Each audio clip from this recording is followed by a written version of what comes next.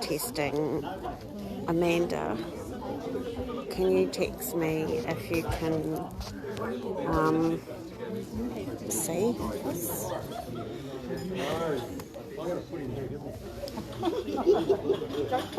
We're at the Tasman Hall for a service for John Fauchelle.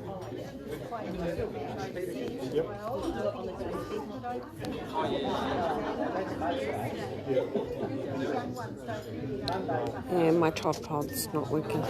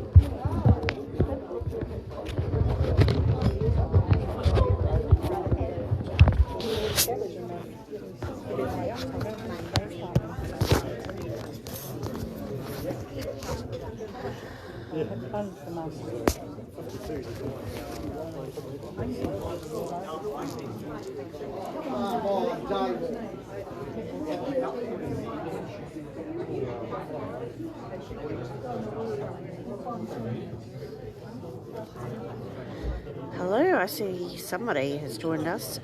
Who's this? Is this Amanda?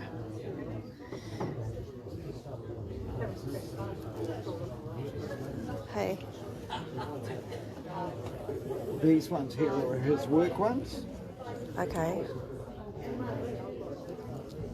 And that's sort of more, like the last year, sort of, it was from Karamea, and then after, this is John with his chocolate, his ice cream. He always had to have his ice cream in the hospital. Oh, funny. And that was before his operation. Yep. It was after.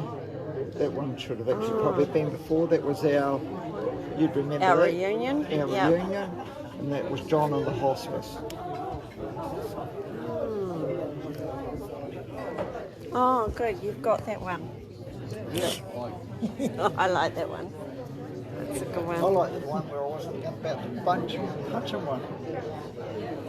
He made some smart remarks of it.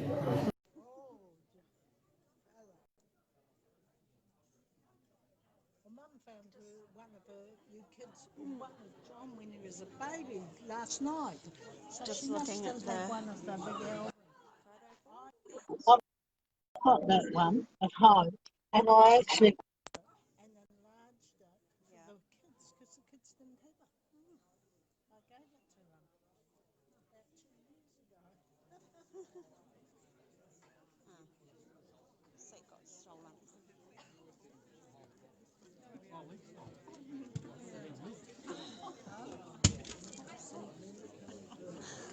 Did you go in and view him?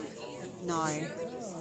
Well, about 3 weeks before he ended up in the hospital, he went and got a haircut. He said to me, I've got to go and get a haircut. My hair's getting terrible and long. And I said, okay, that's all right. So he must have done it one day before I got there. And when I saw him, I said, oh, he must have had a baldy. It was about this long. Yeah. And it was only about a little wee bit Yeah. when he died. Oh, And okay. it was just starting to get the curl back in it. It was so strange. Hi, Amanda. I said to him, actually being silly boy.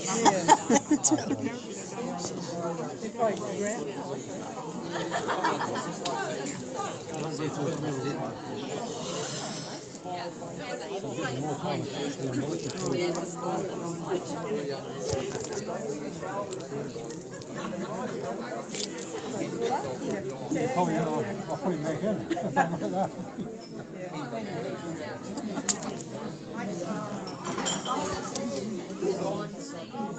hope it all goes well. I don't know what it's going to be. Right.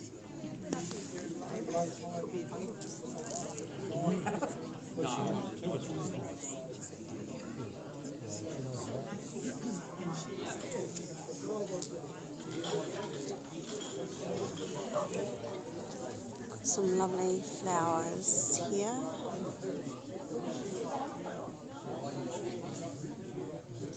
God's radio.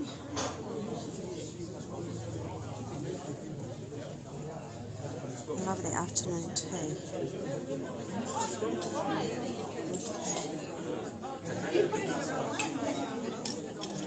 Colleen's doing afternoon tea. Hi.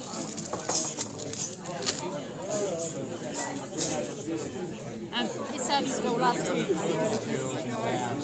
Oh, you poor guy. Man, you just walk around with that phone out, don't you?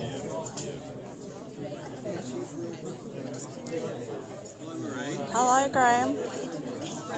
Ray. I'm not taking photos, I'm doing a live video feed for people that can't be here. Yeah. Yeah. You would be busy if you were here. Yeah. Yeah, you behave yourself. No, it's Philip. It's Philip.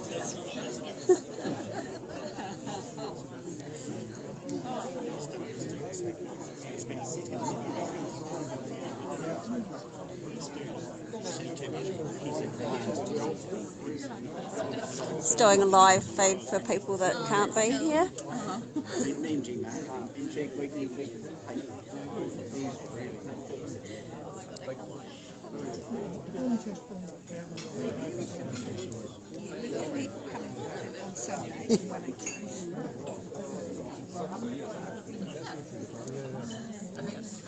Yeah, your daughter's watching. Hello, Amanda. Look what we're doing. Look, all these busy people in the kitchen. Yeah. Yeah. Like these days, you've got a cell phone, please turn it on silent. But mine isn't at the moment, so you have to put up with that one, alright, sorry. Okay, I'm just going to sort of give you a little bit of a rundown of John's life. He was born at the Nelson Hospital on the 10th of the 2nd, 1954. And at that point in time, Mum and Dad were living in Pigeon Valley. So, and then from there, they moved to Ruby Bay, where John went to school at the Marker School with Ruth. After that, they moved to Tasman, and he went to the Tasman school. Now, I don't know how I'm going to do this, but I'm sort of stopping there. What we've got here is the Plunkett book. And a lot of you would probably be aware of those. Our dear mother flipped through and actually wrote a few little stories in here. Just like first tooth at 8 months. And he was talking mum, crawling at 14 months. And our dear auntie, who isn't here, she couldn't make it this afternoon, she actually helped him to crawl. And she actually looked after him a bit. He had chicken pox on the 17th of June, 1958. What else have we got here? 1959 in December he had measles. Only took a couple of days to get over them. He was a happy, contented child, but just happy to sit on the floor and play with toys. Loved his food, well, we all know that, and liked to eat. Didn't worry about crawling, was just happy, contented, smiley baby. Mum used to get down on the floor and try to get John to crawl, hold his tummy up and help him to crawl, but he didn't want to. Slow at talking, crawling, walking, and slow at school. People called John happy. I'm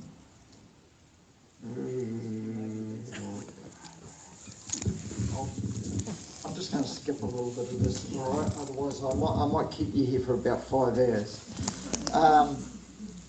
One thing he liked doing was knitting jumpers for himself. As a few of you will know, he's actually halfway through one, and no one knows the pattern to that jumper. Only John does, so someone's going to have to go and knock on his door and find out about that one. Yeah. Like he's done this one, but he's also got another one that he's halfway through, and I've seen him undo it and redo it again, and he would get so far through it and he'd go, I've got that wrong right there. And I'd go, yeah? I couldn't see it, but he could see it, you know.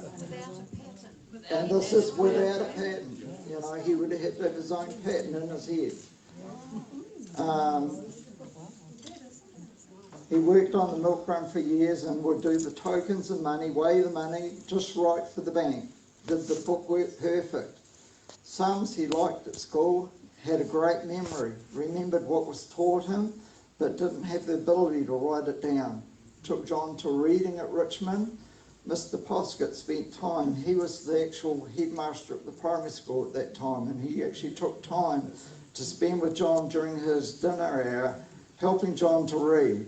Now, at the age of 30 or 31, he actually went to the reading classes in Mochwaka to get a little bit more help. 1986, in April, the foundation went down on his house that he's got out there, and David built the house for him. At high school, John was wondering, reading mum's writing, wonderful at woodwork. A job that was worth doing, he did it well. Anything to do with his hands he could do. Got top marks for his woodwork. But it played up with his hands. Something out of the wood would make them come up with saws. A great saver, saved his money, travelled by motorbike, farm bike, was used for work and paper run. A few of you will probably remember John on the old CT90. He worked for Don Tate on the orchard, always back at work before time. Did many hours overtime without pay. Very kind and thoughtful to others, not interested. Oh, hang on, that didn't work. Where are we?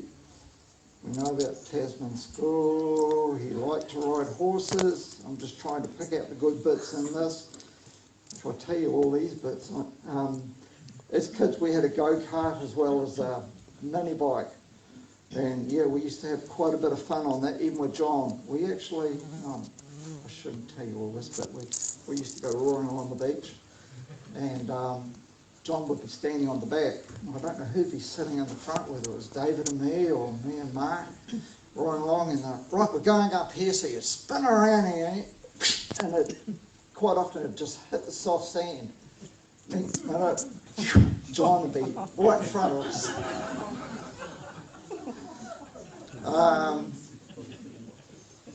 Where are we? Ruth and him used to do a little bit of fishing as well. I still remember the day that those two went fishing and Dad was sitting there going, it's lunchtime, where are those two? Go and get them. So I went down and I said to them, come on, it's time to come up. Dad wants you up for lunch.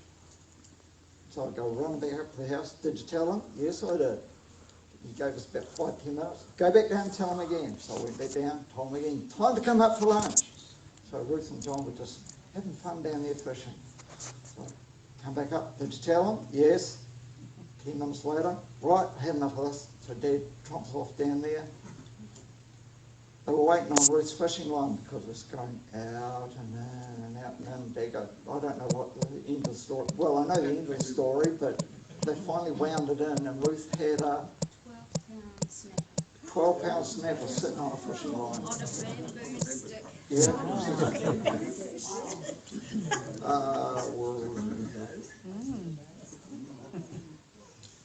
I won't bore you with the rest of all the little notes in there. I'll just carry on with what I've got here. Where do we get up to? So, Mum and Dad actually moved out to Tasman, or out to Kena Beach, and John went to the Tasman school, and from there he went to high school, and I haven't brought them in here, but they're out in the car. He's actually still got his reports from the school. And he actually left school in 1971. When he left school, he went to work for Dad on the milk run, helping Dad on the milk run. plus learning to drive. That was a trade secret with milk run. It was good for doing that. Even if I don't know what age I was. Down in Marpur, yeah. You go, wish Dad let me drive, and it'd go. Right, down here, first gear, and you'd into first gear and crawl off down the road, and Dad would be in and out to the milk box, because Dad had to walk through milk truck. And as you progressed and got better, you got to drive further. I actually just about took out a milk box one day, because Dad's milk truck wasn't straight ahead like that. It went out at the front. And so you always had to judge coming up to things. I still remember this one day up Marriages Road, you go up and you turn a quite sharp corner, and there was a milk box right on that corner. And first time I pulled up to it, Dad's like this out to the milk box, gets the milk, comes back. He says, "A bit far away today." I thought, right, if I'm driving tomorrow, look out.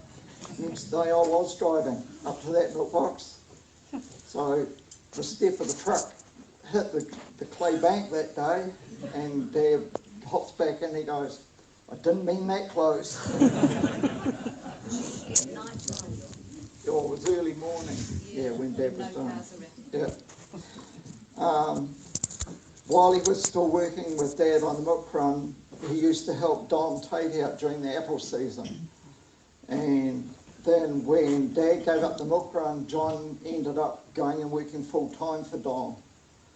And then when Don Tate sold the orchard, he ended up working for Mel until he retired on the 24th of April in 2018. And that's when him and I went and did this trip. We did the Transalpine. We went by bus from here down to Greymouth, Transalpine, picked up a vehicle, drove all the way back, like round to Greymouth, Westport, Karamea, started the Heapy track, where if anyone ever goes there, shut your doors as soon as you get out.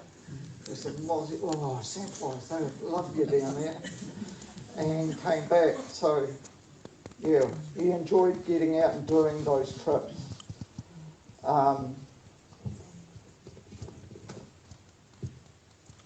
Sort of like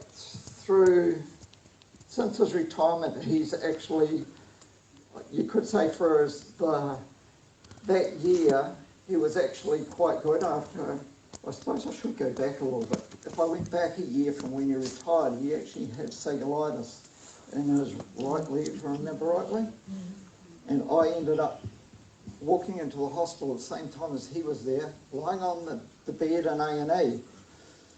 Doctor comes in and looks at him and goes, "Yep, that's cellulitis." He says, "I'm going to have to put you on antibiotics." So can anyone guess what John said? Come on. No takers? Rightio, I'm going home. He thought he could get out there and go home. Well, he actually ended up in A&E, and I was talking with the nurse, and she said if he had have waited 24 hours, he wouldn't have been here. So that's how close he was. And yet to him, it was just, she'll be right, I'm going home. Then it was about a year later when he actually did his knee in, and then he was getting a bit unstable on his feet, and that's why he ended up retiring.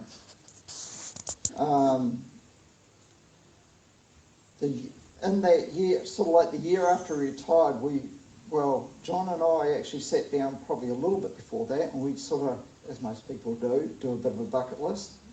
So we started off with the Molesworth, then it was French Pass, and it's pity Stu's not here, because this particular day we're doing, I said to John, "You working tomorrow?"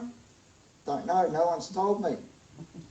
"Well, if you're not working tomorrow, if you're here at, say, 8 o'clock, or do you want to make it 7? Let's go do the French Pass, eh?" Rightio. So I just got up early and I thought, well, if he turns up, he turns up. He turned up, so away we go. And as you're going out to French Pass, you go through sort of like one opening, and we just got about a quarter of the way across, and we stopped, and Josh goes, "Oh, that's a good photo." Guess what happened? Cell phone went off. "Hello, John, where are you?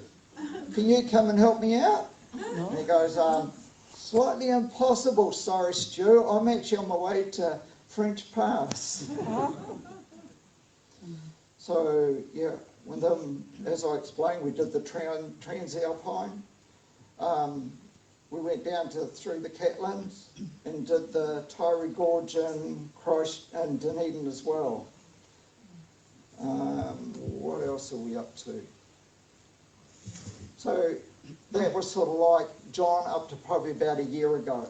In the last year, he's sort of struggled a bit. He's been in pain with pain in his tummy.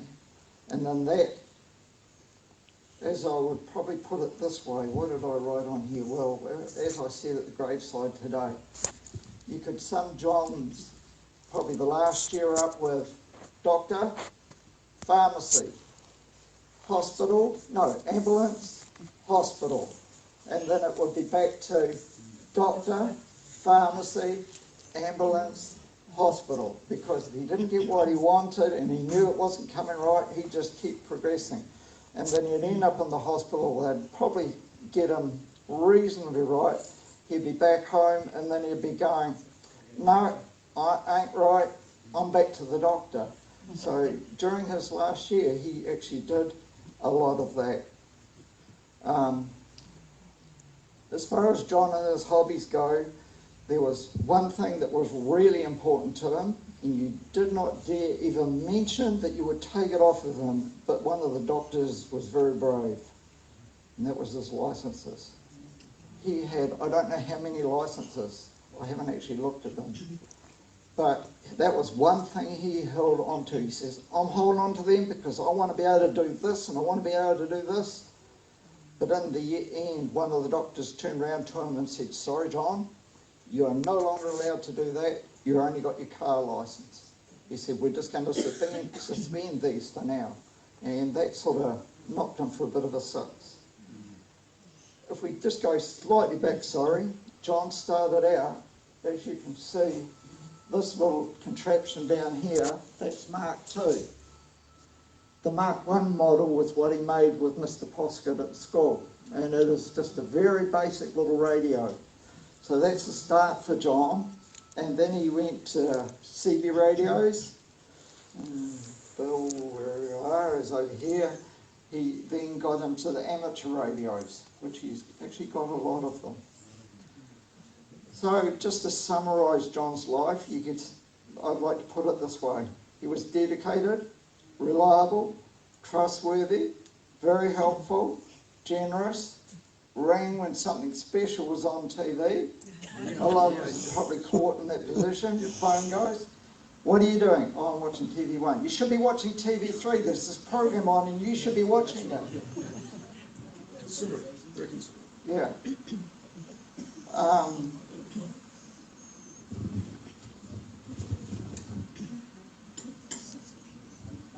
That sort of pretty much sums up for John, and sort of like probably a lot of you, we didn't expect him to pass so quickly. It was a real shock that he passed as quickly as he did. But in a lot of ways I'm quite pleased because he's no longer in pain, and that's what he was fighting the pain over and over, which was really hard for him. I'll just say one other little thing and then I'm going to start passing this mic around. Because what we want to do is we want to hear any little stories anyone's got, because if it wasn't for our visit to see Bill, we didn't know about the jolly poplars growing down Kenner Beach Road and who planted them. It was like with John, he was that sort of guy that I rang him up because I was doing some plumbing at home, and I said, you got a pipe cutter? And he goes, no. I said, oh, don't worry about it, I'll find one from somewhere. And it must have been over the weekend. Blow me down, come home Tuesday night from work, and what's that doing there? Oh, I know it. Ring up the phone. Did you buy that pipe cutter? Yeah. When you finish with it, just bring it back. And he was like that. If he knew you wanted something, or if you wanted a hand, or anything like that, you could guarantee he'd help you out. He was just that sort of guy. And I just enjoyed, really the last few years with him, just the trips that we did do, although one time I did escape without him, I decided I'm on holiday, because when I was going on holiday, I'd go, right, I've got a week off. Okay, where are we going? And it was royal we, you know, where are we going? And it was, okay, what do you want to do? We've done that, we'll do this, eh? You know, but there was this one last trip that he wanted to do, and that was going up around Coromandel, which he never got to do. So now I'm going to start with any members of the family who want to. Who wants to start? Come on. Ruth's got a hunk of paper here, so it's your turn. Hi everybody, I'm Ruth. And John was a big man, but he had a big heart, as you all probably have experienced. He was a helper and kind and generous and conscientious. And thanks to all the people who helped him out in his life too. Some of you have probably helped him. And he's probably helped you as well, but yeah, thank you all. And a special mention to Philip, because he has been amazing. He's always there to help John, and he deserves, you know, a special mention because he's done an amazing job. Yep. When John went into A&E, just before he had his big operation in July, I was there too, and we were downstairs at the A&E and they were assessing him. Another nurse came in to take him upstairs. So they were putting his bag and everything on the trolley, stretcher, and going to take him upstairs. And the nurse said, we'll take you in the lift and your wife can go in the other one. I was his wife. But when I went to hospital to visit him, and any new nurse came along, he'd say, this is my sister, and I'm the oldest, every time. I'm the oldest. And then there's Ruth, and then...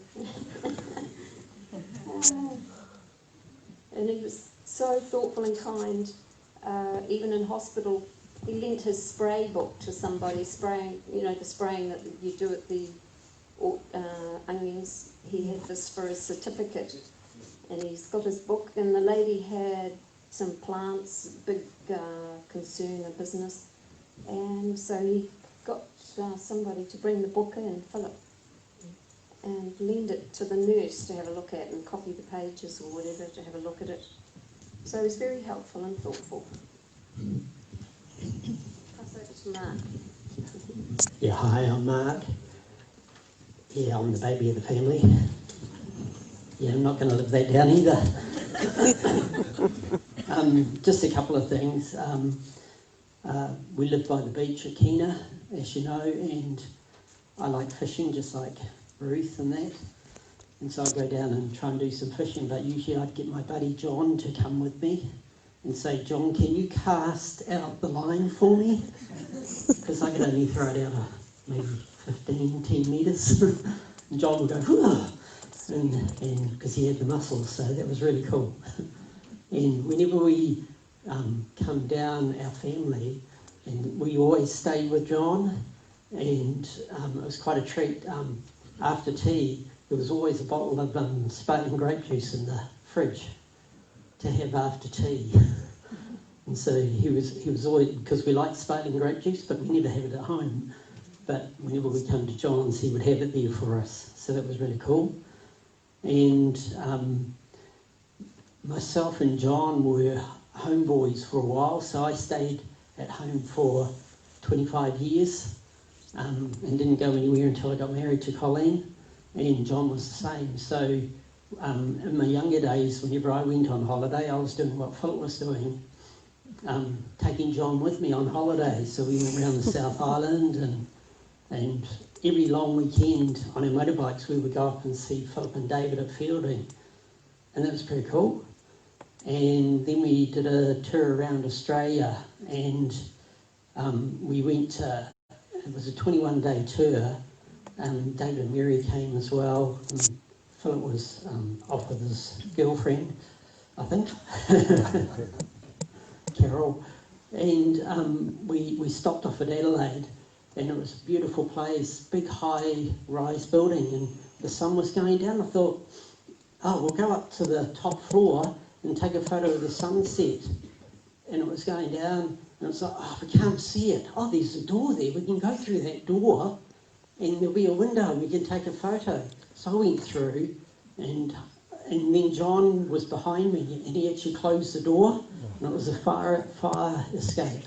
And the only way out was all the way down to the bottom and out the door. And guess what happened when you opened the door at the bottom? The alarms went off. Oh no. And I was like, oh, great. So we had to go to the counter, and it soon got turned off. So that was a bit of fun. And yeah, we always loved our motorbikes, and John was always helping me fix my motorbike or whatever when I couldn't undo something because it was done up too tight. And one day we were in Mochwaka going to see our adopted auntie, and he was behind me, and there was a water sprinkler going across the road, and I could see it coming, and I thought, no way, am I going to get wet? So I stopped. Next minute, down beside me, and he clipped the side of my motorbike, and that. So we went to see Auntie and Uncle, and Uncle says, why are you wearing jandals on your motorbike?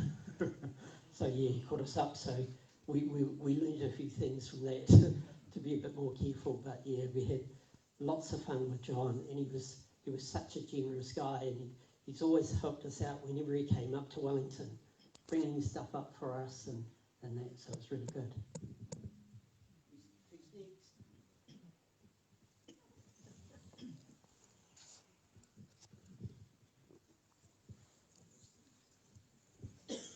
I'm David. I built John's house out at Keena, and John worked in with me to build it. Never forget the day we came and we got the roof on, and I said to John, well, you know, we need a roof shout now. We've got the roof up, the thing is to shout.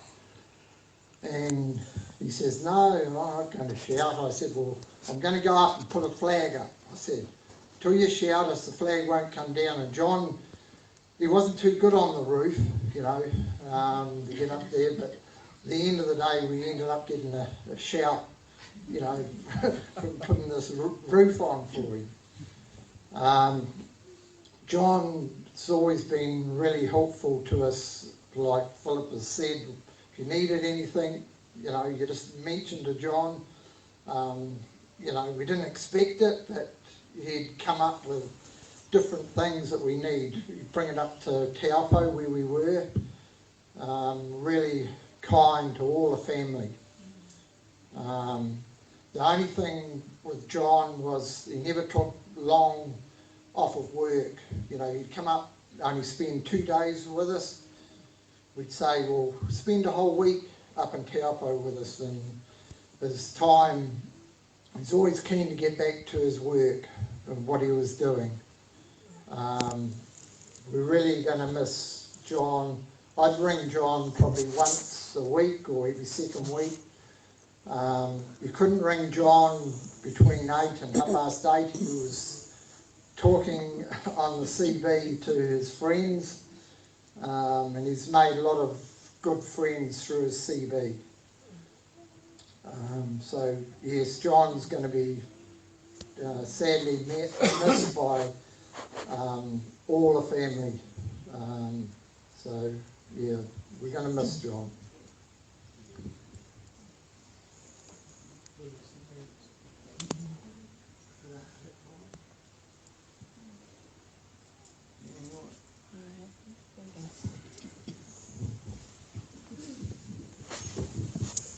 Hello, my name's Bill Barnett, and I'm pretty used to sitting in front of microphones, but not in front of a lot of people. And I've known John for about 20 odd years when he first got his amateur radio licence. And it was a bit of a struggle for John because to get the licence, part of the requirement was to do Morse, and at quite a reasonable speed of Morse too at that. And they made a dispensation for John, and he was able to get a full amateur licence straight off, which was very, very good for him. It was a major part of John's life. We had a lot of fun down there. he would come to me in the morning and say, I heard you last night. And he'd be sitting there listening to what I was talking about. He never repeated what he heard, but he would always say, I heard you last night. And with us being so close together with the transceivers, the power that we were running would interfere badly with one another, so we came to a bit of an agreement that he would be on at a certain time, and if I didn't go in, I didn't hear you last night, you know. And this went on for a long time. But getting back to those trees that you were talking about, Philip, Pip and myself were walking. We thought we'd go for a walk. We saw John walking up the road with his walking sticks. And we're standing there under those big trees overhanging over the road, and I said, you know, John, those silly buggers, the people that planted those trees, they should have known better. And he said, I planted them. And we didn't know at that stage. And I said, well, look at the problem you've caused. But anyway, no, we had some fun. John used to come in and tell us who was walking up and down the street. He was our unofficial policeman. And one day he came in with this COVID virus, came along, and he said, I've come along to see you, Bill. He said, I've got a list here. He said, I've taken a list of all these cars that come up and down the street and they don't live here. He said, I'm going to go to the police. And I said, don't worry about it, John. It's just not worth worrying about.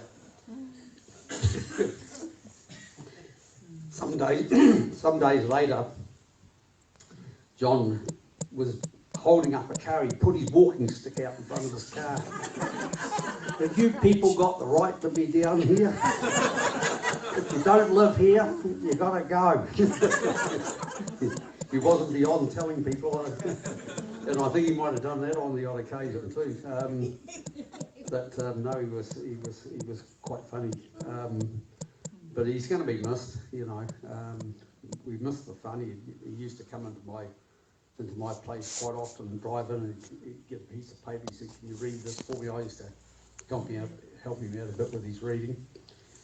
But that business with COVID virus, he said, you know, he said, we should set up a group here and stop these cars from coming down here. And he was most worried about it and worried about COVID virus when he had his own problems.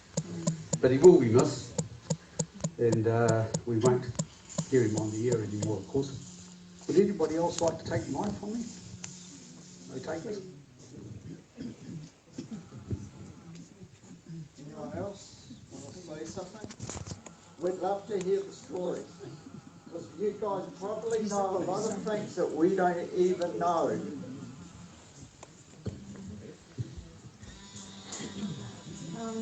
My name's Helen and I live next door to John.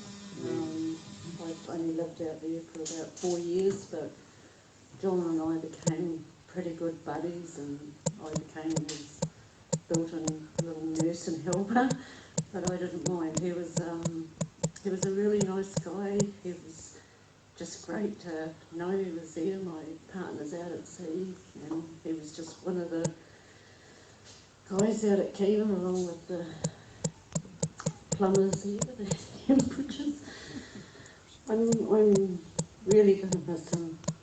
He used to buy a whole lot of licorice and he'd tell us, but he also told Henny. And it became a bit of a competition who'd get in first and get the licorice because we all like the same stuff. And because he just lives across the road, it was always a little habit. I'd be able to see out my door straight into his, and I used to just make sure that he was okay in there. You'd see him come and go. But one day I saw Henny come out with a big armful of licorice, and that night we went down to Henny and Bridget's, and Bridget had some licorice all sorts on the table, and I said, oh yeah, Henny got some of those today. And she goes, yeah, he only got one packet. And I said, no he didn't. He got about 3 or 4, he had an armful. And of course then Henny was in trouble because he only gave Bridget one packet and took the rest outside. And so it became a bit of a joke with John and us who got the licorice and stories like that. John, yeah, we've got his great big dog, and with my partner out at sea, but Marley, she's a big black girl. Some of you might have seen her at the gate and that. Well, John and Marley became really good friends, and I just got her into not being in her den all day, and actually John would come over and let her out at 10 and go for a walk, and then he'd come back and she'd be okay, and then he'd pop her back in and let her out again in the afternoon. And yeah, it was really good for me. But yeah, I think Marley will miss him too. He was a really, really nice guy. He was good fun to have around. Even his little exercise things, he used to say, get on these and I'll show you how it works, but then he pumps it right up to full speed. You're on this thing shaking away. You could have a good laugh with him, and all his old music. I like the old songs, and he used to come over with his old CDs, and he'd like hearing my old music playing out loud in the weekends. And I'm sure there's a lot of people, and he's known as the mayor of Tasman. When he walked the road, everyone would stop and say hello and have a chat, and he'd have a chat with them, and yeah, it was good. He'll be sadly missed.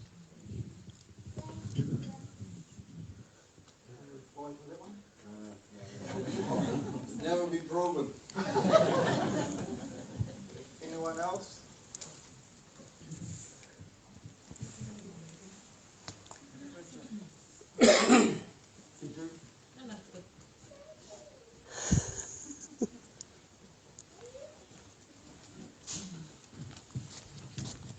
Hi, I'm Marie. I'm John's cousin on his mum's side. Just doing a live feed for people that can't be here today. And we've currently got a couple of people watching. We've got Jen from America watching, our cousin, and also Amanda, who is John's niece. And she wanted me just to say, I want to remember my Uncle John for being such a hard worker. He was so committed to his job. He treated us nieces and nephews like his own children. I remember him buying us loads of chocolate at Easter time when we visited. And she also says she wanted to thank him for being such a beautiful person and a great uncle. Thank you.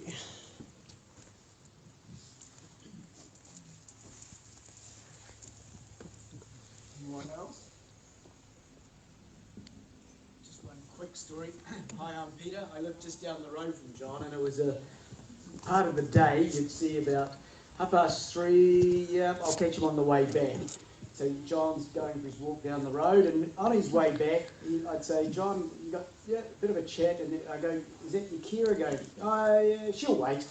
So he's always seemed to be putting that off. Anyway, he always had an interest in machinery, and my lawnmower seemed to cause him a great deal of amusement. So when I scrapped it and I had some bits, he said, what did you do with all the bits? I said, oh, most of them I was going to throw out, and I was going to keep the wheels. I said, I just can't get them off the axle. He says, I'll see you tomorrow. So this John arrives down with his car, well down in the back. Toolkit. I don't know if you've seen this tools he's hiding in his shed. He comes with this massive socket set, this massive bar, and because he's got hands, my hands are quite small. John says, I'll do the spanners, he said. So he gets his massive socket out, these hands like bear paws, and these shoulders, and this thing he wasn't going to give in. Finally, the nuts gave away, and the wheels were off. But I still remember the size of his hands and the power of his shoulders. He hadn't lost any of that. And his sense of humour, there's nothing he would give you a little bit, but you got a lot back from me anyway. So it's one of those days, occasions, I'm just going to still imagine he's going to walk past that gate one day again soon. Thanks, man. Okay. Anyone else? No? Gary? You guys who work with them in the onions? Come on, you must have some onion stories.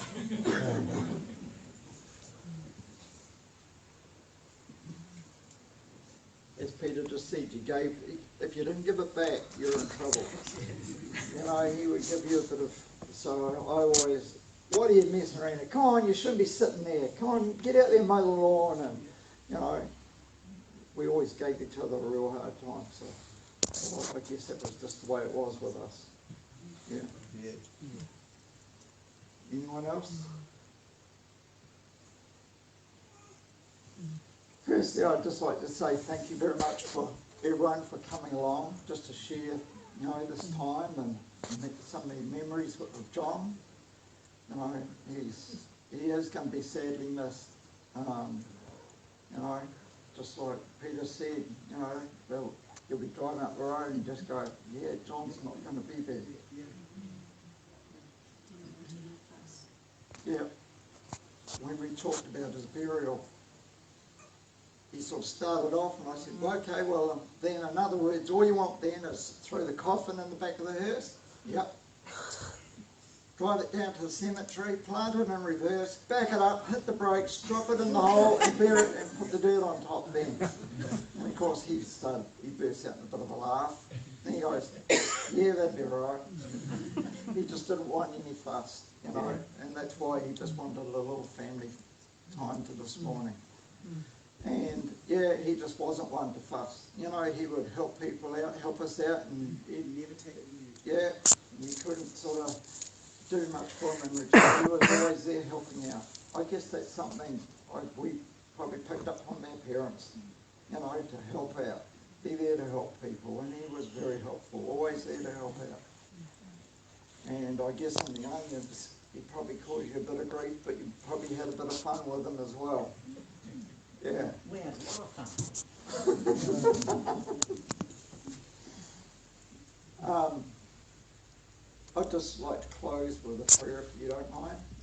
Before I do, I'd just like to, as you probably all of you do know, and this is probably, it is hard for me to say, I don't realise John's condition until he did his knee in. And we're in the hospital and the nurse says, come on, we're going to take you around and we're going to weigh you. And you went around to those scales and you hopped on, and I looked down because the way he dressed sort of hid quite much of how he was, and you knew he was a big lad, but as to how big or what his weight was, you did not really know. And I looked down and I was shocked. So as a family, we sort of tried our best, and we got told, leave me alone, I know what I'm doing. So what I'd like to say to everyone in this room is, if someone comes up to you and says, I don't know if I'd do that, well, be careful about that. Well, watch what you're doing there. Take it in mind and actually think about it, because that person cares about you enough to probably see they might know a little bit more than you, or something else like that. I just wish John had taken it to heart, but he never did. So I tried with him, and he actually got to the point with me one day, he got real grumpy. He just says, leave me alone, I know what I'm doing. Okay, rightio, John. That reminds me about one of his other favourite sayings after he was in Taupo one time with us. And that was, you lot, it's all your fault.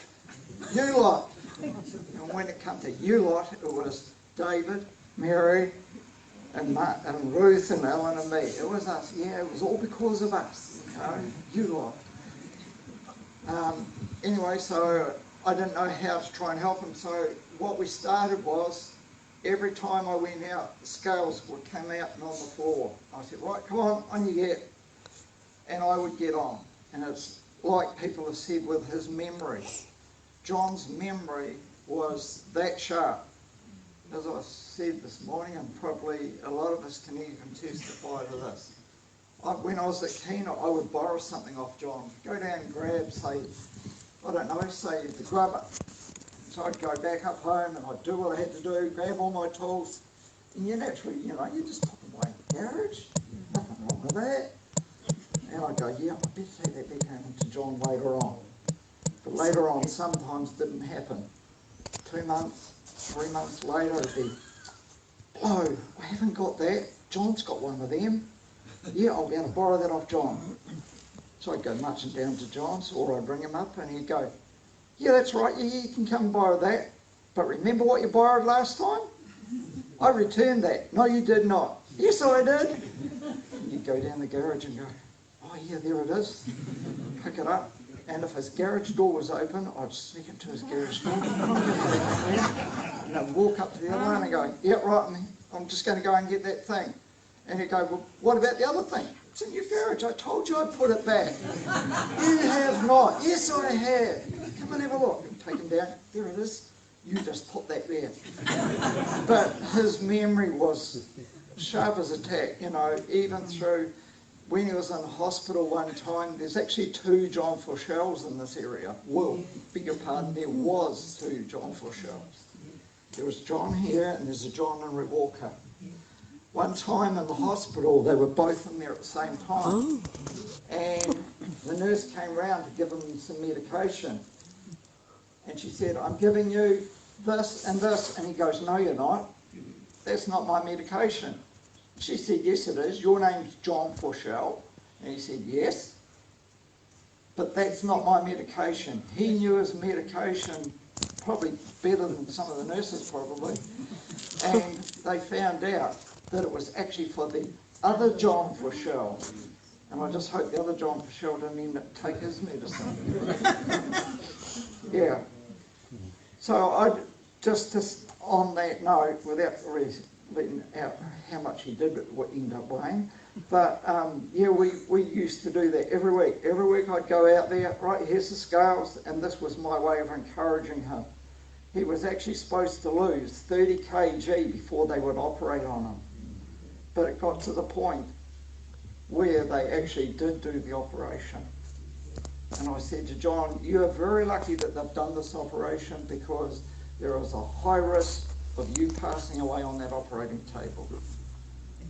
And it's just sad that after that, his life was so short. So my other thing that I'd like to say to you all in this room is look after yourselves, eat well and exercise. All right? Because like I said to the family this morning, I want to see them around for a lot longer. And if we don't look after ourselves, we never will. Oh no, I'm in trouble now. Oh, just a point too. We all need, while we're on this earth, to prepare for the life after. Just a point to remind you to all think about what comes after this life and be prepared.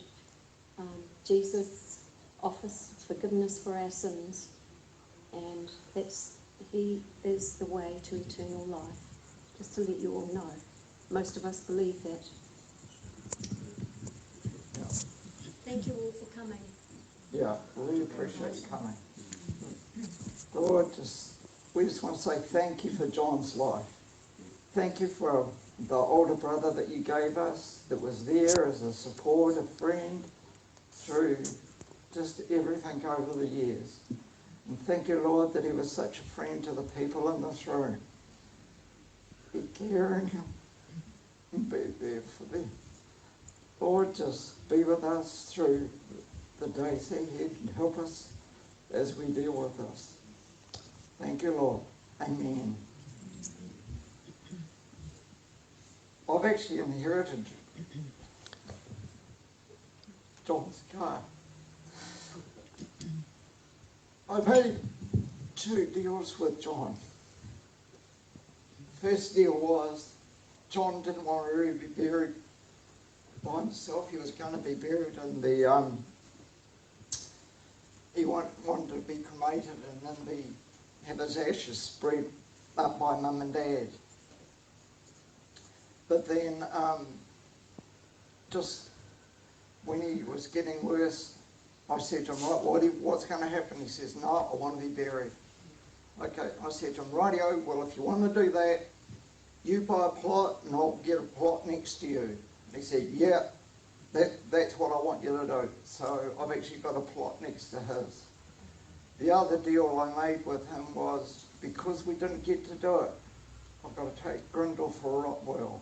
Not Grindle, what's Postman Pat. That's Colleen's name for John's car. I've got to take Postman Pat for one last trip up around the Coromandel for John. So, yeah, we just got to do that. But yes, like Ruth said, thank you very much for coming. And we just really appreciate your support and you coming and spending this time with us. Did you want to say something?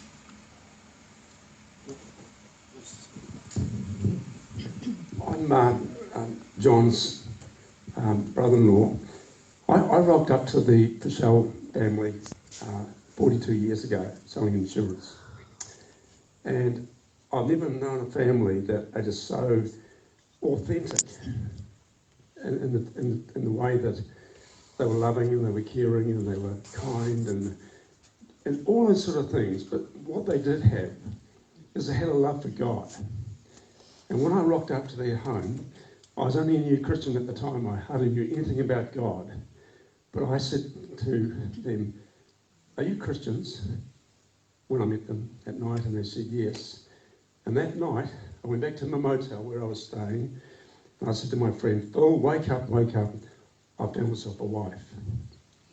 And the next night, I went round to the farm, I got Ruth in the car, and I said, "I want to spend the rest of my life with you. Will you marry me?" And our marriage it's not just made up of two, it's made up of three. And Christ is the rock. And he is the rock that will never ever let you down. If we build a house on a foundation of sand, when the winds and the rain come and so on, it won't stand.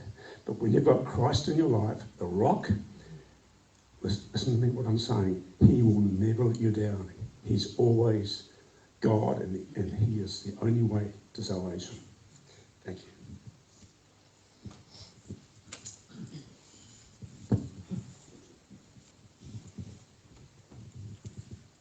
I guess that's it then. Unless someone else has got something they'd like to say. Do you want to say something, Alicia? I'd just like to see everybody help themselves. Yeah, if you're still feeling like another cup of tea, help yourselves. If you want something else there, please help yourselves, because there's no way I'm going to be eating that tonight. Not all that anyway. Even if you want to take a little bit of it home for your supper or something later on, yeah, please just help yourselves. And yeah, once again, thank you. We appreciate your support. That's all right. And thanks, Jeff and everyone, for the use of the hall. Really appreciate that.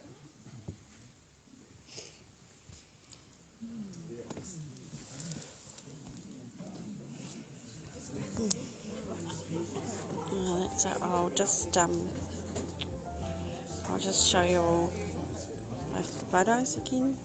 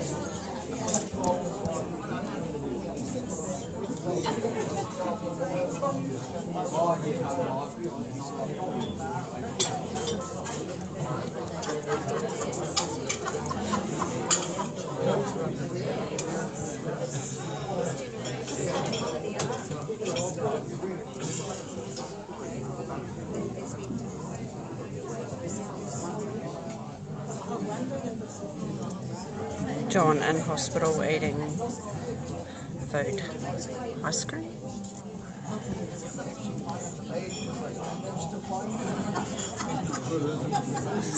John and Anne.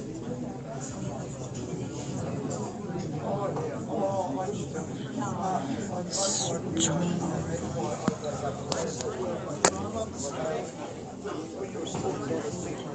Here, I've got that's worse than last week. He knew what his weight was last week. He'd go, oh, well, that's a couple of kg. And I'm going, yeah, that's true.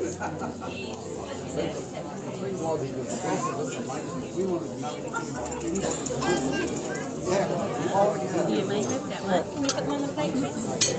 Can you put them on the plate? That enough for now? Nice, come on. He told me that one boy actually told him if he didn't get out of the way that he was attacking him. I think that scared him a bit. Oh, he got disease by the way. He had this list, and I said, look, John, don't worry about it. You know, there's nothing you can do about it. Yes. I like you on camera. I'm just being sneaky. Mark and Alicia.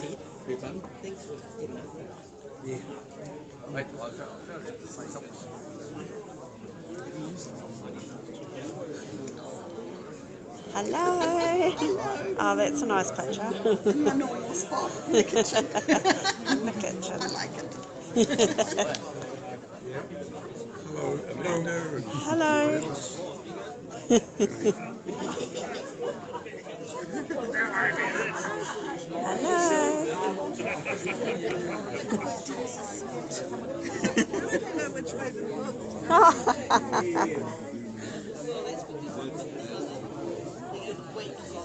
I will, Jen.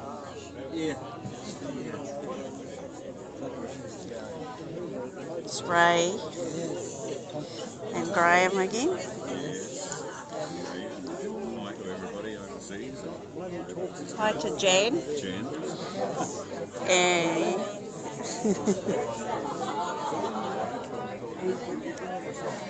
Things are all good in Texas. what was that? Hope things are all good in Texas. Yeah, Talking about Jan from Texas. yeah, yes. Yep, Jan Lisby. Yes. Yep.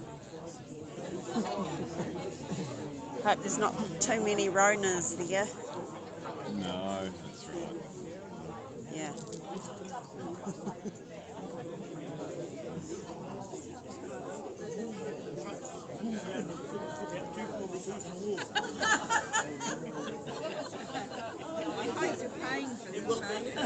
Paying for it? Yeah, how much do you charge? Very expensive. Are you? Hold on. Yeah. No, sorry, there's a hole in there.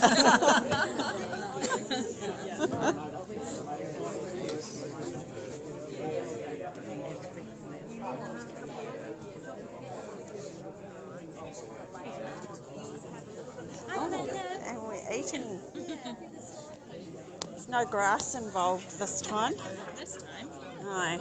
Can you look into the Oh, that's a lovely smile. Lovely. Cousin Amanda. Cousin Amanda, she's watching. She's watching. She's I on can't see her watching so on easily. here. We'll have to give her a call separately, won't we? You say hello to Amanda. Oh. Say hi Amanda. Yeah. Oh, you can't see her, No, sorry, darling. Yeah. She can see through. but this she can camera. see you. Yeah. If you wave like this, Yeah. You wave at the cameras, darling. wave at the It's a camera. bit That's confusing, it. isn't it? Beautiful, beautiful. She could see that.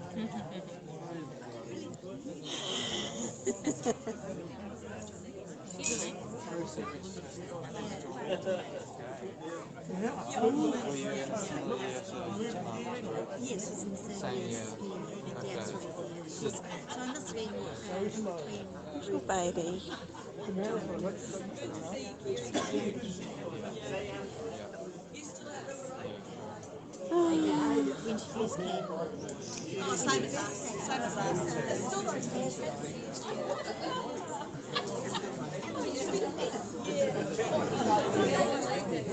Jan says hi.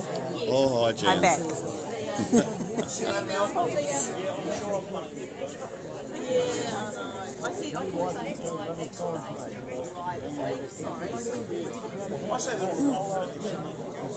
Yes, Greg's the same.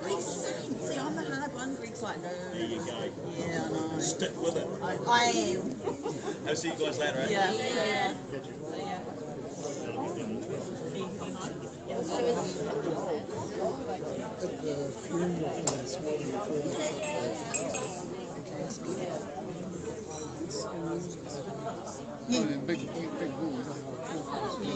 Yeah, I guess as well. It'll be, I'm probably be a Monday story anyway.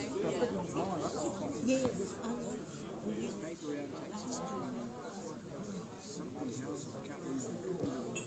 The distance around 3 miles.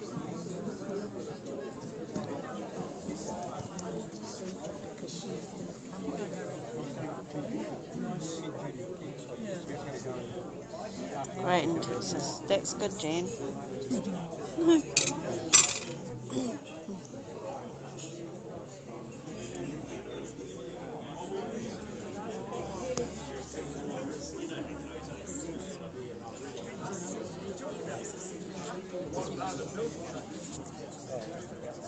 Hi, Jan and Amanda. Thought I'd just say hello.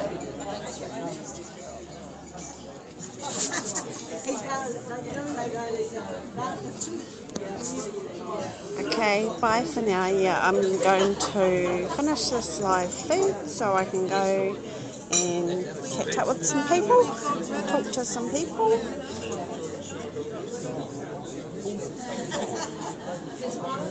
Bye for now, Jan. And I'll say bye for now, Amanda. Oh, hi, Les. Yeah, I will finish this live feed and you should be able to watch this. You should be able to watch this any time. Mingle now. Mingle. I'm going to mingle. I am. Yep. You should be able to watch this at any time. So yeah. Say bye for now. See ya.